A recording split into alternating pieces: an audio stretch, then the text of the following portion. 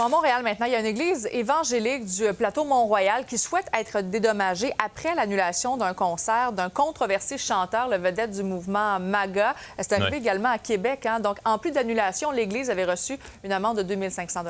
Et là, le lieu de culte poursuit la ville de Montréal pour 10 000 $. Sacha, le pasteur demande à la Cour supérieure de reconnaître une atteinte à la liberté de religion. C'est en plein ça, Jean-Simon. Puis il faut tout d'abord rappeler pour les gens à la maison qui nous regardent que là où je me trouve, c'est l'église en question, donc l'église du ministère de la Restauration. Puis cette journée-là, du 25 juillet 2025, il y a eu plusieurs personnes qui sont venues manifester devant l'église. Il y a même eu une bombe fumigène qui a été lancée. Et aujourd'hui, voici ce que l'avocat avait à nous dire concernant la poursuite. Oui, donc, on le conteste de un, puis on le fait devant la Cour supérieure de Montréal. On demande des réparations, puis des déclarations d'atteinte à leurs droits de la part de la Ville de Montréal. Techniquement, ce qui est contesté, c'est atteinte à la liberté religieuse, atteinte à la liberté d'expression, puis discrimination sur la base de l'opinion politique.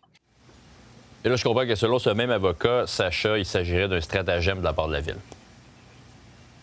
C'est ce que l'avocat dit. Il dit que la visite des inspecteurs a permis de voir qu'il y avait une batterie avec des baguettes et d'autres instruments de musique et que la ville s'est reposée sur un règlement de zonage pour dire que le concert ne pouvait avoir lieu. Donc, on écoute un extrait.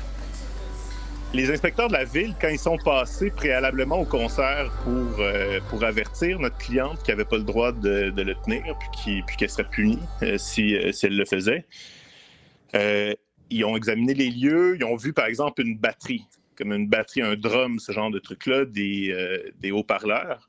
Puis on dit, vous n'avez pas le droit de faire ça, vous allez tenir un concert. Et puis, ce que notre cliente a répondu très candidement, c'est que ça fait 25 ans que le drum est là. Donc, on a lancé la Ville de Montréal et on attend une réponse de la Ville qui dit qu'elle va nous répondre dans les instants à venir. Merci beaucoup, Sacha.